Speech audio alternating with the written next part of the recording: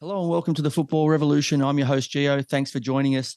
4 becomes 2. The grand finalists are locked and loaded. We have to wait 2 weeks before the big showdown and lots more to chat about. And joining me to review, preview, and discuss what's new is my co-host, VIG. Hello, mate.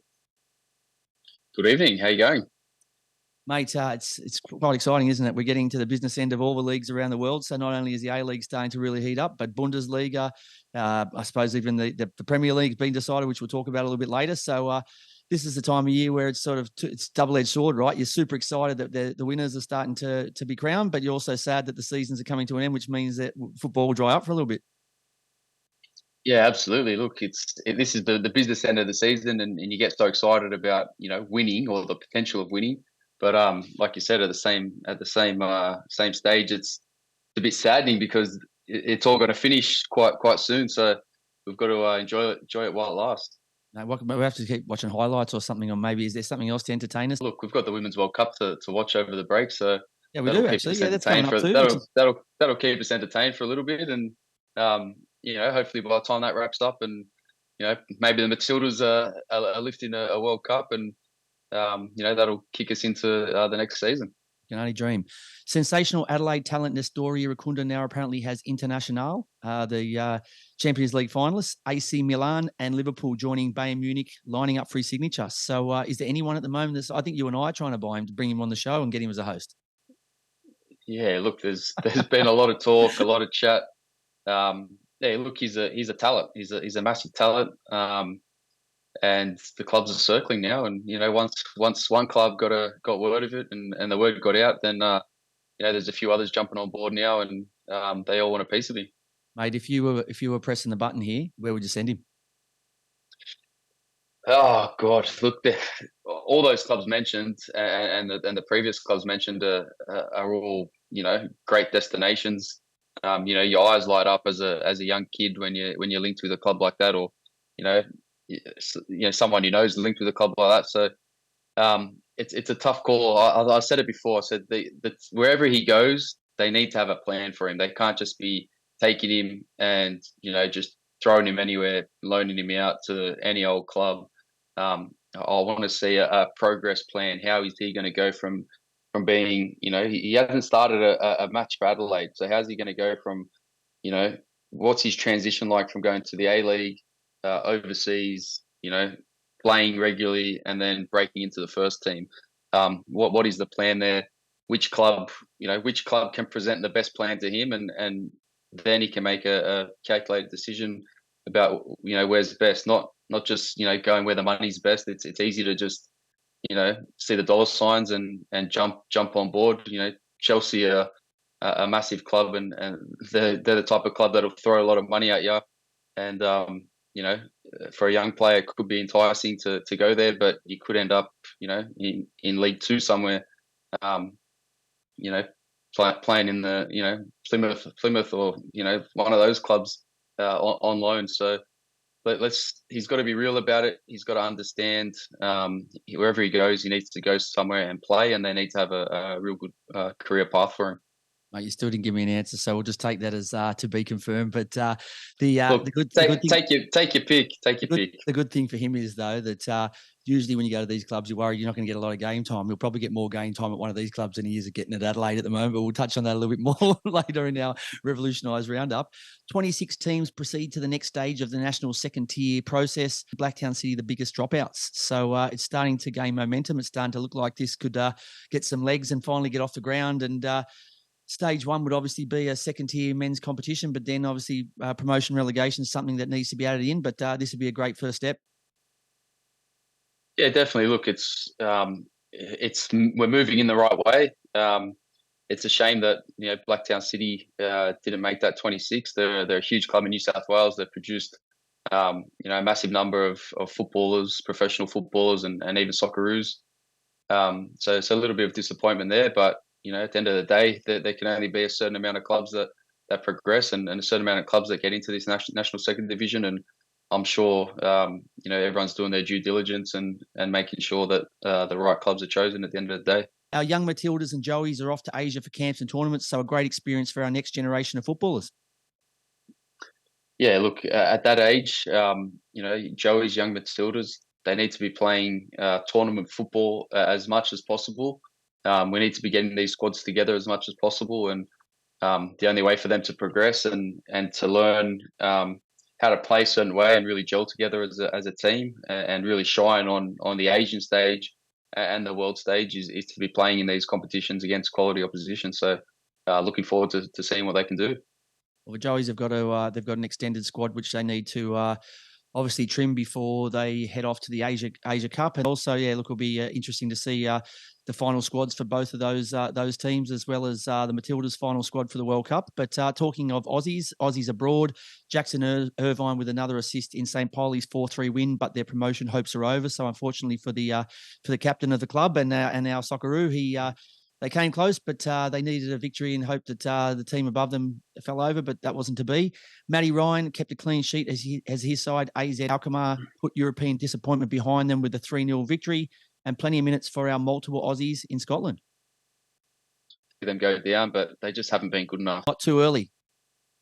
Oh, yeah, just calm it down a little bit. But Dortmund obviously won their game to jump Bayern. I think they're now 2 points ahead with going into the final game of the season. So huge for Dortmund. Bayern have won 10 straight now, I think it is. So it's about time that their run is over and Dortmund potentially lift the Bundesliga again for the first time in a very long time. I think Klopp was there last time they did it. So it's going to be a huge match this weekend with big two games that kick off at the same time this weekend, Cologne and Bayern, and then Dortmund at home to Mainz. So no better place for the BVB to lift the trophy than in front of the big yellow wall. Yeah, look, I hope there's not the big yellow banana peel for Dortmund, because we had a chance a few weeks ago. It looked like we were finally going to break it, and then all of a sudden we tripped over, and then they, like true champions, Bayern took advantage of that. So, look, hopefully we can hold on. And look, this is the only thing that's keeping me afloat this year, because Spurs have been so dreadful that Inter making the Champions League final and Dortmund hopefully winning the Bundesliga will give me some sort of victories this year. So, look, fingers crossed.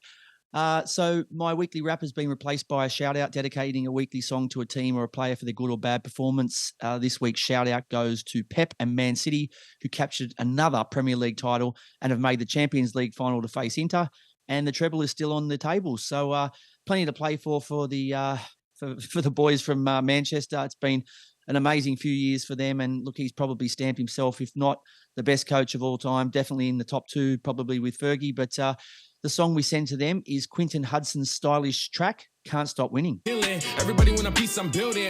I can't help but listen to the boy that's always winning. Can't stop winning. To the boys that I can't stop winning. Can't stop winning. Everybody want a piece I'm building. Can't stop winning. To the boys that I can't stop winning. Can't stop winning. And the truth of the matter is they can't. They just seem to, even when they look like this year they were in trouble, they found a way of getting out of trouble, and they've got that absolute beast known as Haaland, who just knows how to score, and everybody else is just raised to another level when the going gets tough and gets down to the business end where you need someone to stand up. They've got multiple people where a lot of teams have players go hiding. They're all tripping over each other to try and get the win. So congratulations to them. Doesn't make my heart sing, but I'm sure it does for those City fans. Yeah, look, they're just they're a phenomenal team to watch. The style of football that Pep has them playing is, it's nothing like we've seen before. Even the team that he had at Barcelona, I don't think they quite played like this. And I think he is, one of the greatest coaches of all time. He's turned John Stones from an English centre back that wins the ball and clears it and heads it out to a ball playing midfielder / right back / centre back. I think I wouldn't be surprised. I know Haaland's scored 50 goals this year, but for me, John Stones has been the biggest revelation in that team. The way he plays now, and I think he's probably up there with the best centre back in the world at the moment. Just the way he plays. He's a centre back with a midfielder. I don't know. Pep's turned him Spanish or something like that. So I don't know what he's done with him, but he's just an absolutely brilliant player at the moment. Yeah, Stones Ramos is his new name. But look, and the sad part is for all us, Spurs and Man United non-City fans, is the fact that they're chasing now Declan Rice and a few others. So it just gets worse and worse. But look, good luck to them. It's time for our Revolutionised Round-Up of the semi-finals, leg 2. So we both, because there's only 2 games, we both have a match of the day where we'll talk about the score, the goal scorers, the players of the game, the turning point, and what we would have changed, either Coach Gio or VIG, to get a different result for the losing team. We've switched this week, so I've taken the Melbourne City and the Sydney FC game, and you've taken the Mariners and Adelaide. So I'll kick off with the first one, which was City welcoming Sydney for the second leg to Melbourne. The final score was 4-0 to Melbourne City, which made it 5-1 on aggregate. So it looked like it was a pretty easy win for City. But the goal scorers were Curtis Good in the 37th, Jack Rodwell with an own goal in the 59th, Marco Tilio in the 67th, and Van der Veen in the 82nd. For me, the player of the match was Marco Tilio. He hasn't always been in the City lineup this season, but he's hit top form at the back end of the season. He was way too hot to handle for Sydney. Surely there's huge interest in this special Aussie talent overseas, and he helped himself to another goal and terrorised the 10-men Sky Blues for pretty much the entire game. Yeah, he was good, wasn't he? It's a shame because it was 11 v 10 for majority of this match, and I'm sure you'll touch on that shortly. But he was, when you've got a team like City playing against a 10-men side, they're going to knock the ball around, they're going to break lines, they're going to get it behind you, and Tilio running at players. He's dangerous every time he gets the ball, and he scored a fantastic goal. Yeah, look, I think the reason he's so enjoyable to watch too is because he is short. He looks like some sort of draw. You don't even see him running, right? You just see him guiding and gliding just slightly above the ground, right? So you don't actually see anything underneath. All you see is this object just floating around. His legs are paddling like this. It's like brilliant. A doggy paddle underwater. But he's so enjoyable to watch. And you know what? As much as City fans won't want to hear this, you could see him easily playing in Europe over there on the left flank, causing all sorts, especially when he's getting a lot of good service. And like I said, the training even steps up another notch. So look, I'd love to see him over there, and that's not any disrespect to City, but I think he's been fantastic the last couple of seasons, and I think he's ready to go the next level.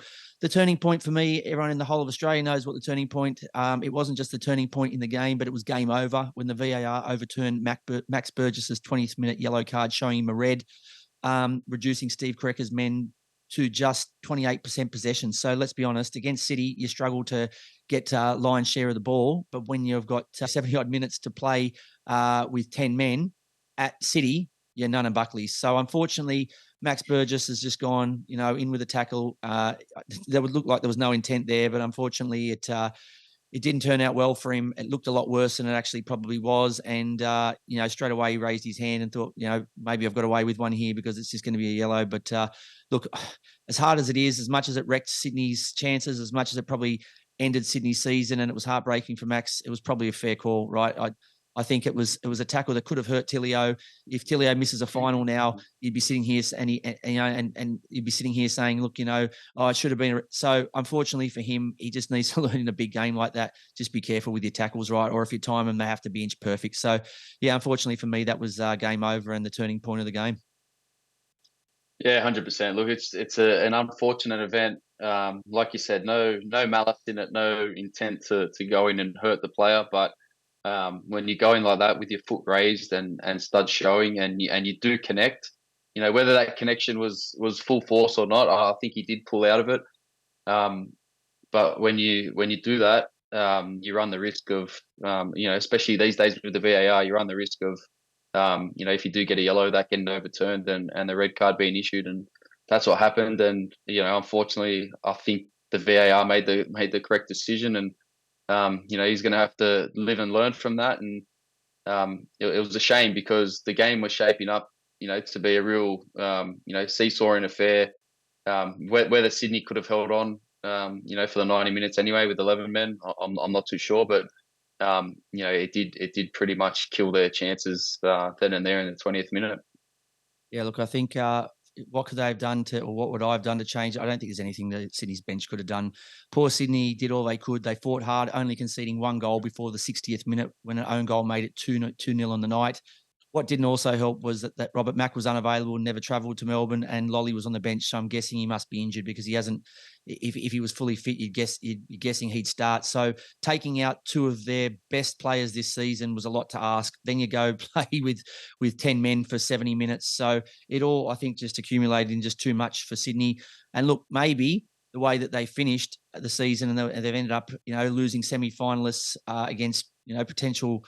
The premiers and the champions, maybe that saves Steve Correca because there's not much a coach can do when a player is sent off like that. If they come out and lost 4 or 5-0 or 6-0 in aggregate and had full 11 men, then maybe you can blame the coach, but I don't think there's much you can do here for him. So unfortunately, Sydney can lick their wounds, dust themselves off, and they have to prepare for next season. But that was the end of the first semi-final, and the second semi-final was the Central Coast Mariners welcoming Adelaide. What happened here, VIG? Yeah, well, what happened? There was a record home crowd for the Central Coast Mariners, 20,059. So it looked like there was 48 million there. Oh, it looked like I think every man and his dog in the Central Coast was at that ground, or they'll tell you they were at that ground in 10 years' time when Adelaide when Central Coast beat Adelaide 2-0. So.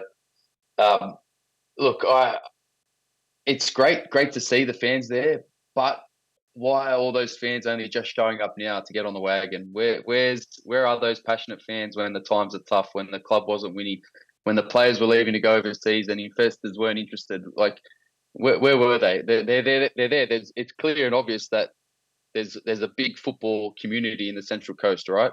So, and I understand winning and success breeds, a fascination and a connection, with a football club. And as Aussies, we love getting on the bandwagon.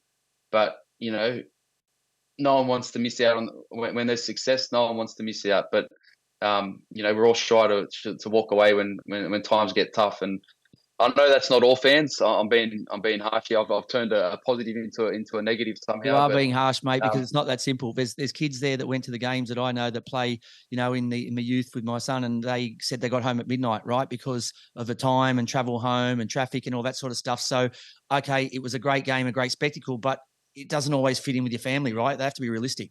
I know, and I'm realistic with that, but how do we build on that? How does Central Coast build on the culture that Nick and Sergio have built up there and established with the players? How do they transform that to the Central Coast community? And they do such a good job at it. But how do they get those fans that were there? 20,000 of them. How do we get them there every week to watch the Mariners? Because they should be there every week to watch the Mariners. They're one of the best teams in the league. That's the next magic trick for Monty and Serge, right? They've done everything. Yeah, they just have to now get the magic trick off the pitch as well, right, and show us that they can walk on water, especially the one just around Central Coast Stadium. Look, if they win the league, if they beat City in the final, they just might do it. So anyway, we'll move on. The goal scorers, it was 2-0 to the Mariners. The goal scorers, Sammy Silvera in the 48th and Marco Tullio in the 52nd. So bang bang straight after halftime. They go 2-0 up, kill off the game. My player of the match was Marco Tullio. He scored a goal. He had 7 key passes, and this guy's he's a 25-year-old Brazilian, and yes, I had to check his birth certificate. He is only 25. He's a player. He was at a crossroads in his career, right? He'd been on loan in Belgium. He'd gone back on loan in Brazil. To a lower league team. He was languishing in the Sporting Lisbon B team, right? And he's pretty much been given a career lifeline by the Mariners. And now he has 10 goals, 5 assists in 28 games this season. And, he's been brilliant for them. And if he's on fire in a couple of weeks' time in the grand final, Central Coast could be lifting the trophy. Could be confusing too if they're calling Tullio. We won't know if it's tomato. Let's call the whole thing off, right? It's absolutely. It's going to be a shoot off between the two of them. So, looking forward to that. The turning point in this one, I thought Adelaide did pretty well for the first 30, 35 minutes. The game was back and forth. I think Vukovic and Gauci made some good saves, but Buff was very unlucky, wasn't he, when he hit the post? It was a beautiful strike. So this is it. It's sackcloth in the post. It's gone down to Vukovic's right, hit the right post. That goes in, and we've got a real game on our hands, right? So you know, call it luck, call it what you want, but you know, Central Coast get away with one there, and they go into half time, you know, 0-0, and then they just come out in the second half and you know, on the back of that crowd, you know, get the job done and get through to the final. Yeah, not only that though, I think that not only would have made it 1-0 to Adelaide, but to go from defending a corner and going length of the field, it would have been a massive hammer blow, right, to the Mariners. So yeah, I'm with you. I think that severe turning, and also that 5-minute period where they just switched off and conceded 2 goals, which you know, didn't even give them a chance to get in the game. It was just game over for a 5-minute nap. You know, like a cat nap, and it's game over. So yeah, look, unfortunately for Adelaide, it's been a good season, but they've fallen a bit short. Yeah, definitely. And look, I don't know if they could have done too much to change the outcome, but we've been screaming for Iran Kunda to start a football match, you know, all season. You know, why not now? If it wasn't last week, why not this week? You know, they've gone with Clough as sort of a winger, and they've got Alagic sort of playing as your 10. Why not play Clough as your 10 and play Iran Kunda, you know, out wide, or playing Iran Kunda, you know, up top as a 9, play 2 9s, or him just in behind. So, you know, I know they brought him on in the second half, but we've been saying this. I sound like a broken record, I think, when I talk about Adelaide every week. But you know, you got to have him on from the start. Yeah, look, I totally agree. That's the end of our Revolutionised Roundup. Up after the break, we welcome to the Player Escape Room Goal of the Year contender, Newcastle Jets, Brandon O'Neill. You're listening to the Football Revolution. Joining us now in the Player Escape Room is a man who was an excellent signing by his club this season. Please welcome to the show Newcastle Jets star midfielder, Brandon O'Neiel. G'day, mate. Welcome to the show. Hey, lads. Thanks for having me. It's an absolute pleasure. We've been trying to get you on for a good 18 months now. So finally we get our man, right? Finally, it's exciting. Finally. The hard work pays off. Mate, how's everything with you? Dad life here. I'm just a father now. Unfortunately, you're a lot more than that, Brandon. Okay, you can't sell that off yet. You've got to be retired for at least 5 to 10 years before you can call yourself just a father. I hope to play till the wheel falls off. So if I can get to 40, I'll be laughing. Mate, you're on the right league. As good as we like, as much as we like the A League, it is the recycle bin. So, mate, there's 6 other clubs you can go to before you can hang the boots up. There you go, eh? There you go. You still look 26 anyway. We'll just leave it at that. Oh, thanks. I'll pay you. Actually, thanks, mate. Mate, firstly, bad luck this season. Unfortunately, not making the finals. You were in the race, but only picked up 5 of a possible 27 points in the last 9 matches. What could the team have done better? Yeah, it's a belter question. I think, you know, you look at us as a starting 11 and then the bench, and you just look at the squad on paper, you go, yeah, we're a pretty decent team. And I think fundamentally we look back in this season and you can delve into a lot of things. You can go from A to Z and what we could have done better and this, that and the other. But I think when you look at the team and you look at the way we set up and how we played our football, I think you couldn't really complain with the approach we took. I think just in the big moments, whether it was scoring, whether it was not conceding, whether it was actually game management, I think maybe the inexperience of just a young team. We're a very young team. We're together for the first time this year, and a lot of new bodies in the club. Learning a totally different way of playing under our boss. And unfortunately, last game of the season, I felt like I had the best half of football I had all year, and then I go out the second half and get sent off. So it was just, unfortunately, summed up my year and probably summed up our year. On the flip side, we've got a hell of a lot of growth and a hell of a lot of potential because, again, you look at the people that we have at the football club, we're a talented bunch. Mate, is that the first time you've heard those stats? 5 of 27 points in your last 9 games, or has Arthur and that made that very clear to you that was the end of your season? Yeah, when we when you say it like that, and when we were doing a video session and we were looking at, okay, well, literally, what does our run look like and how many points we can get and what's our total? Yeah, it was 27 points up for grab, and I tell you now, we were going for more than 5. Put it that way. And that's probably the unfortunate upsetting thing is we were in so many of them games. You know, away to Melbourne City, you 1-0 up with 10 men, and unfortunately, a large part of that second half when we were playing against them, they were probably the better side. And again, it's probably just that game management of understanding you're 1-0 up and how to make sure you walk away with them 3 points. Like I said, it makes for a hungry off season, a belter pre-season, and then a magic year next year if all goes to plan. Maybe you need a few more Beckers. You've only got 2 at the moment. Maybe you need a few more of those. A few more. If you want to be a bit Becker, get a couple more Beckers. Isn't that how it goes? It's the only way. B2, B3, B4. We'll have the whole Georgian national team. It's true. Mate, I'm glad you did touch on a little bit about finishing and dominating games, because the quality in your squad, you should have made finals this year. And on so many occasions, I've watched games, you've dominated the match, you've created the better chances, a lot better than your opponents, but you just couldn't score. What do you think the problem was? I can suggest you maybe introduce some huge goal bonuses or even holidays, etc. next season. Maybe that can tempt the goal scorers to make sure they score rather than hit the corner flag or the grandstand behind the goals. How could you imagine that goal bonuses? That'd be God. You'd probably have, if you did that to all the teams, you'd probably have the most goals scored ever in the league. I think. It'd be actually good value to watch. Also, if you added a couple of digits on for quality of goal, I think Brandon's this year would have got probably top max he can get. Right, would have been maxed out. Yeah, maxed out. Yeah. Max contract for that one. Absolutely. That the whole close your eyes and just kick it as hard as you can. Mate, teach me that then. I don't know. Do you run a coaching clinic on how to shut your eyes and strike like that? I'm in, mate. If you are, I'll be there every session. I'll just practice it in front of my mirror at night time and away you go. Goals this year. It's another great question. I felt exactly what you just said there, Gio.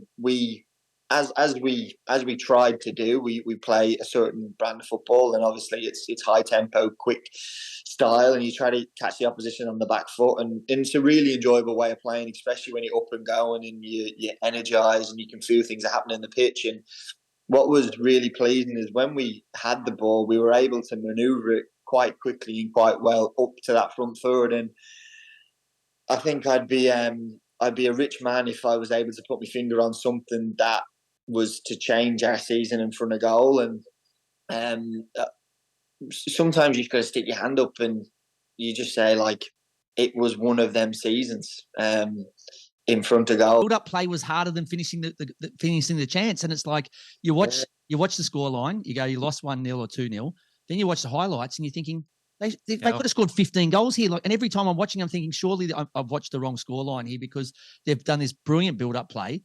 The guy's 4 meters out, and then his header hits at the corner flag, and it's like, I just don't understand this. And I think that's we often talked about it this year. How can we become a championship winning side? And the one thing is you have to get the talent in the room, and secondly, you've got to get the people in the room. And I think we've done that really well at Newcastle down there. We've got good, hard-working people that are very talented with football. The third missing bit is you've got to create a momentum-building winning team that understand how to do it, and then make sure that becomes the norm. That's the challenge now for the team this year, is we need to be able to, from day one pre-season next year, we need to find a way to bring that into our system and make sure that becomes the normal. And it's probably the hardest thing to do in sport, because everyone's looking and trying to do it. If we can do that, I have no doubt in my mind that we can be quite successful for a number of years. OG, maybe you and I draw straws and one of us rings our old co-host Roy O'D and see if he's keen to go back to the Jets. What do you reckon? Well, we can do something. We can always try. Imagine him running off some of Brandon O'Neill's through balls. I'd love it. So would I. I'd buy a season pass straight away to see that. I'm up there. I'm up the F3. Get me up there. He's a good lad, Roy. He's a good lad. Football's full of ups and downs, highs and lows. No better highlighter than your stunning strike against MacArthur to win the game in stoppage time a couple of weeks back. But following that, 2 soft yellows in the F3 derby, which affected your team's chances of victory. How do you deal with the football roller coaster, with the emotions that go with it? Yeah, that's a question. You go from hero to villain. You go on cloud 9 for a week, and then you're sat in a change room watching half an hour of the second half of your team on the phone on Paramount, and sobering to say the least. Is that a free membership though? They at least give you freebies to Paramount, Yeah. don't they? Watched the end of the game, which was good. Yeah, it is a sobering experience. Like I said, this year for me personally, again, has been really, to put it frank, very inconsistent. Starting from pre-season injury, you work your way back to full fitness, and for anyone else listening out there, I take my hat off to people that can spend a period of time out of the sport, come back, and then be ready to rock and roll week one. I've learned having injuries, it takes me at least 4 to 6 to 8 weeks to even get my legs going. And that was probably the hardest thing about injuries sustainable. It unfortunately sets me back a hell of a lot longer than I guess most genetic freaks out there. So to be able to be put in that situation against MacArthur, where I think that was my 7th or 8th game back from my calf injury, and I felt like the strike or not, the goal or not, it was a game that kind of cemented the work that I'd put in to say, yeah, I can still mix it with the best of them here. I can still control a game, and I can still, try be the best midfielder on that park. And that was the most exciting thing heading into the derby against Central Coast, because there was a lot on the line, and that's what you want to play in as a footballer. Then big games. In the first half, we went toe to toe with them, and I was flying, and I felt like I was flying, which was awesome. And then I decided to have an early shower at 60 minutes in. It kind of brings you back down to, you're not going to be playing next week. You're probably not going to make the finals, and your season's finished. And I sat there, and it's like, well, what do you do now? Like, what good am I to the team, our boss, our club? And then you walk home, and you come in, and your daughter runs up to you and hasn't a clue what happened. She just looks at you, and she goes to show you one of her new bunny rabbits that she's got in her toy little chest here. She loves bunny rabbits, and it just brings you back down to earth. It goes, well, look, Dad didn't, and I'm sure I'll explain this when she gets older. Sometimes Dad doesn't do his job very well, and he has a bad night. Luckily enough, I don't have to explain that to her now, and we play. Fatherhood has been the best thing that's ever happened to me in terms of putting perspective on things. I mean, all you have to do is get up your phone and show her that goal again. That's all you have to do. Is it the best goal you've ever scored? Is it up there with one of the best? I think even in terms of importance, then yeah, maybe in terms of strike. Importance. Yeah. You could not have hit that any better if you tried. If that was on a golf course, you've just signed a $5 million deal. Yeah. It was a belter, wasn't it, lads? It was a belter. It was outstanding. He's got himself a live contract if he's on the golf course. It was a thing of beauty, honestly. Like, yeah, you can show her you're getting sent off, because you can show her, look, here's something I prepared earlier, me getting sent off. But then as soon as you show her that, she won't even know you got sent off.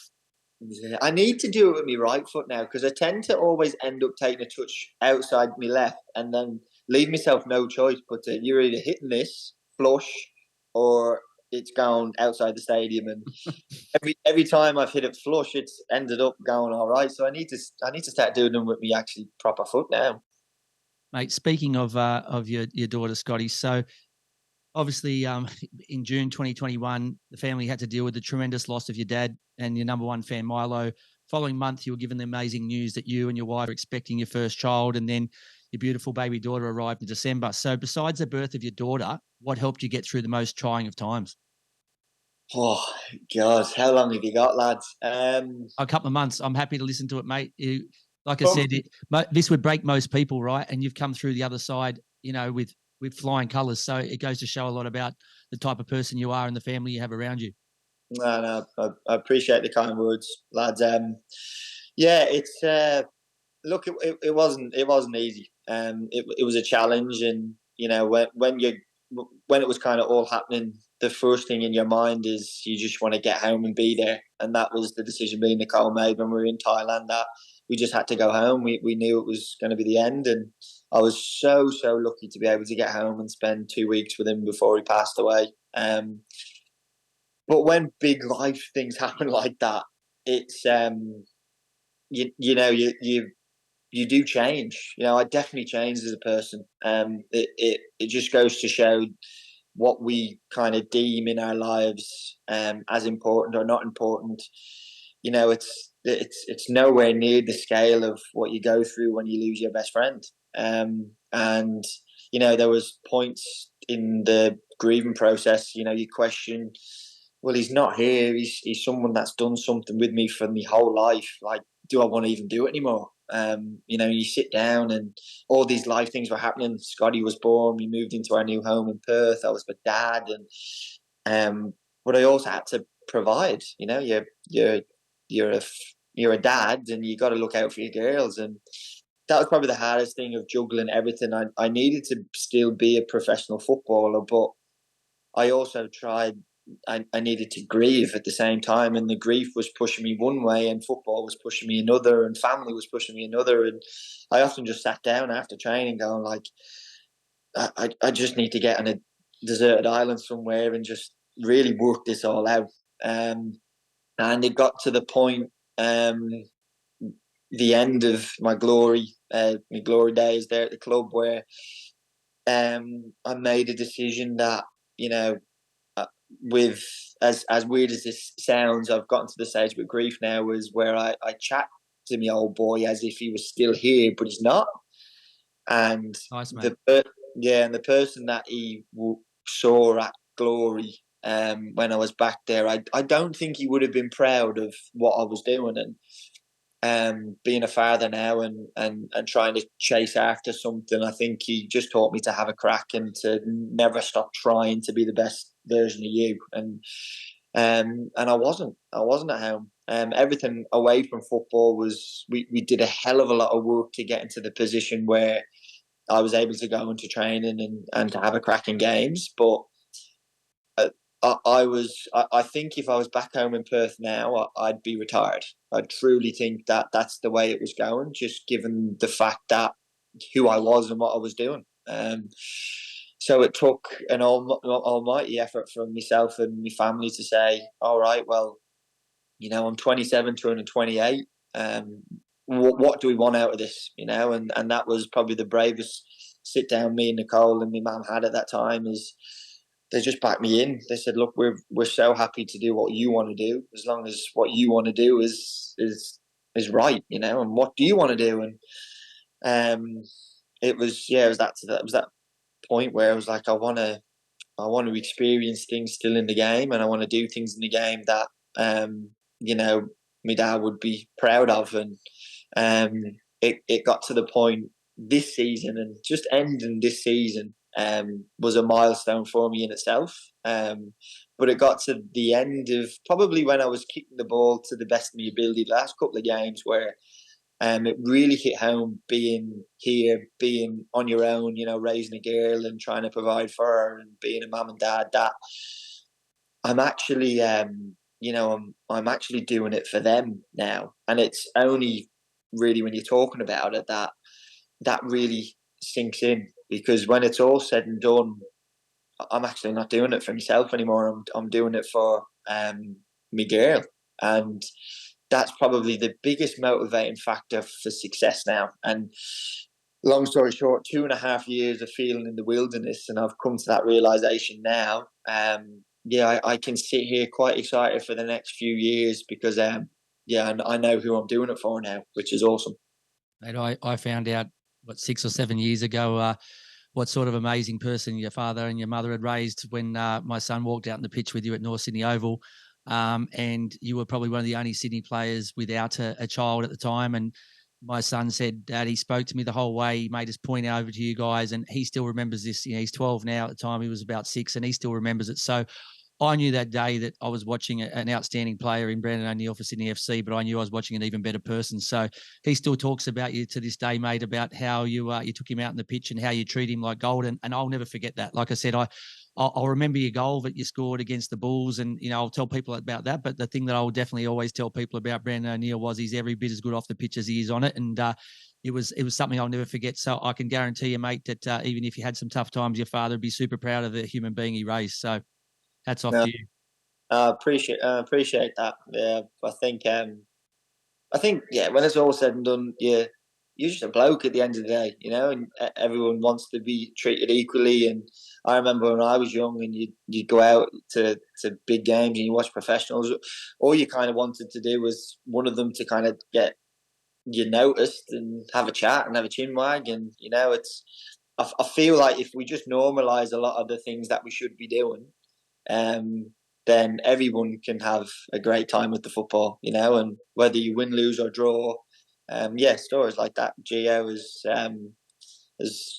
awesome. You know, it's why you try raise your kids in a certain way, and it's why you make sure that, you know, when people are there and you're chatting to people, you make sure you take the time to listen and you know, put a smile on their face. Mate, I think you're a legend, but I'm not sure if your teammates will after this. So we'd like to play a game with you. Our first of our 2 games we play with our guests. Here we go. Called 6 Aside. We ask you 6 questions comparing you and your Newcastle Jets teammates. We'd like you to be honest. If you get stuck, we're happy to help you out. You ready to play? Yeah, this will be a laugh. Okay. Who is more likely to pick up the bill? So if you go to a breakfast or a dinner and someone has to pick up the full bill for the team, you or Rene Piscopo? Me. You? Is he no chance?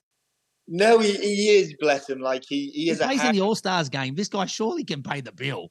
He can play. Don't worry about that. We know he can play, but can he pay? Yeah.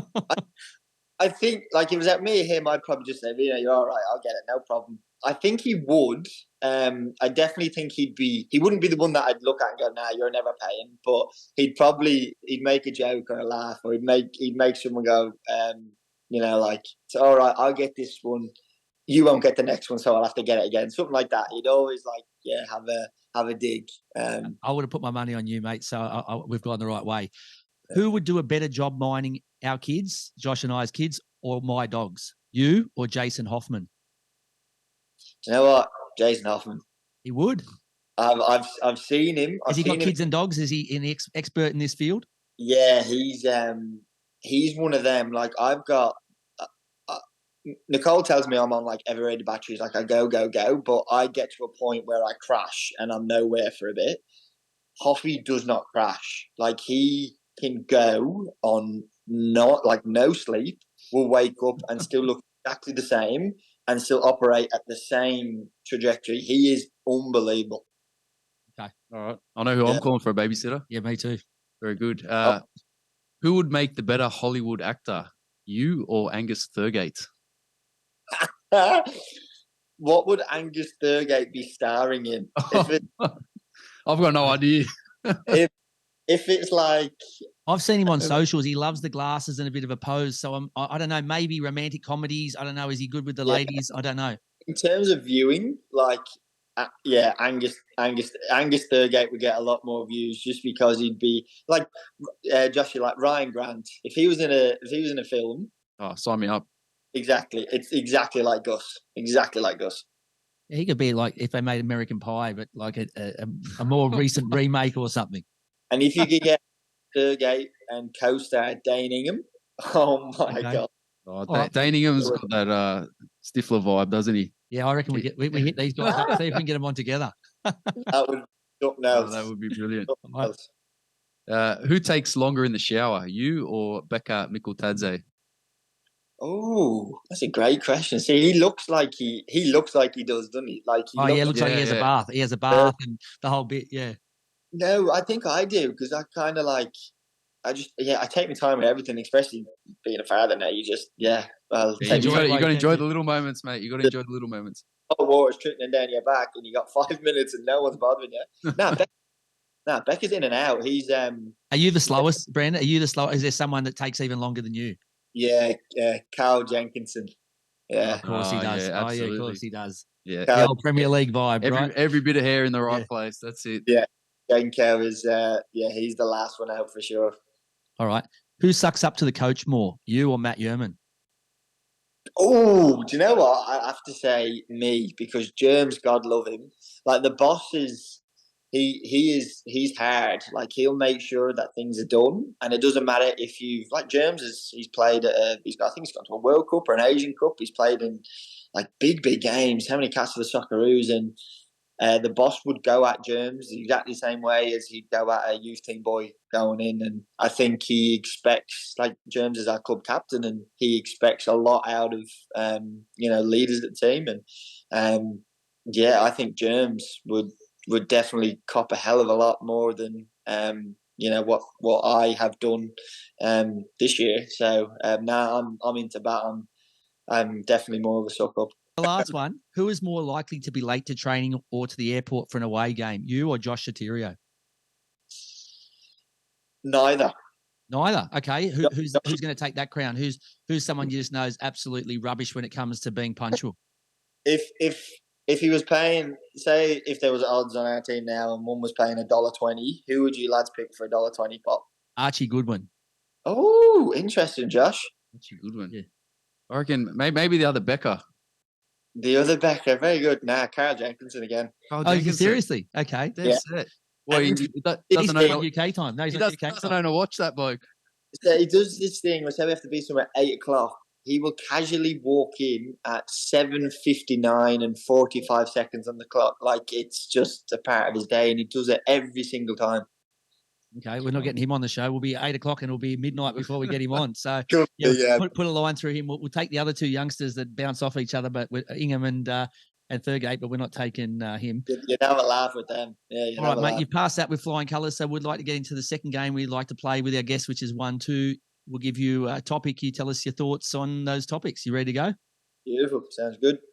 What song best describes you? Oh. And if we don't know what it is, you have to sing a few lines or at least say a few of them. So,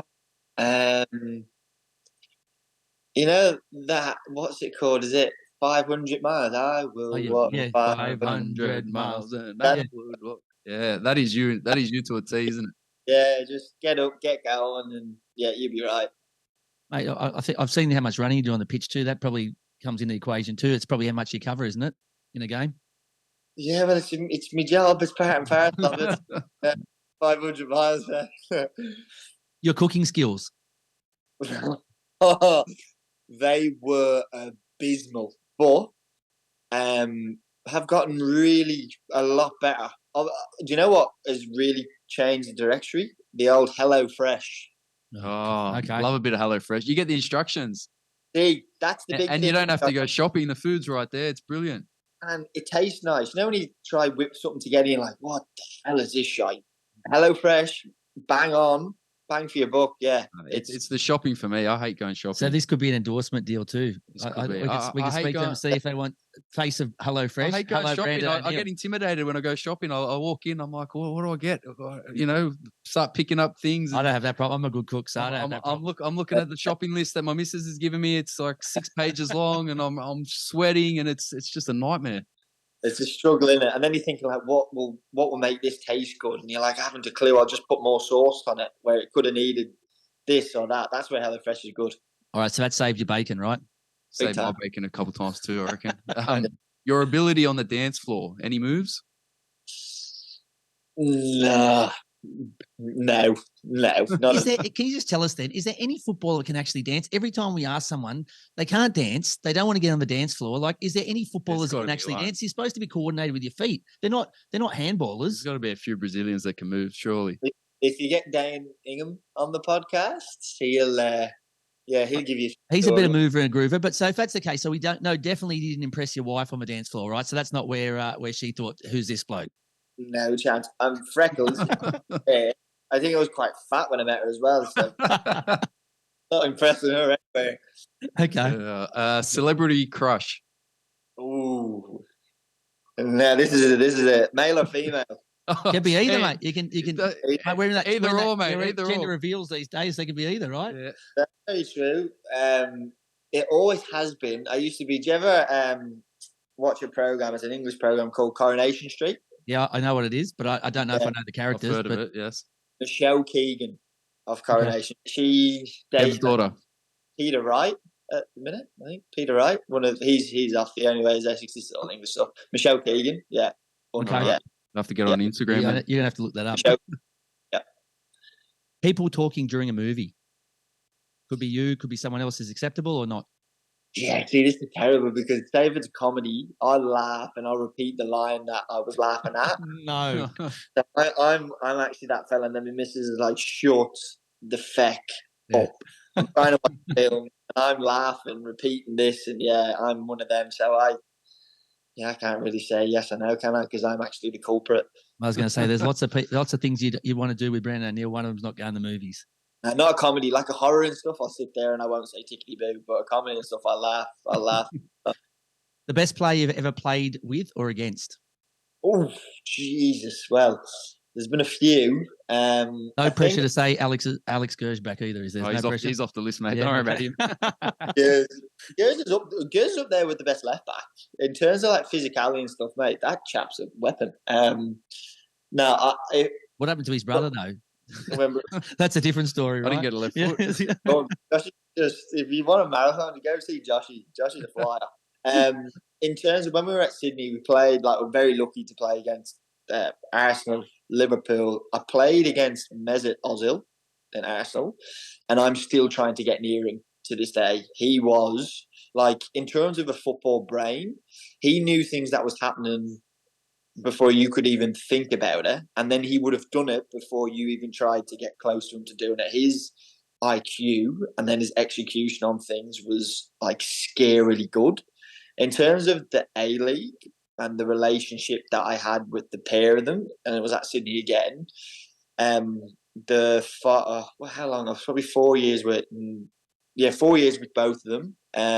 Milos Ninkovic and Joshi Brillante. We got to the point when we were, I think, at our most successful, we didn't even talk on the pitch anymore. It was just body movements, angles of where we should play it, weight of pass.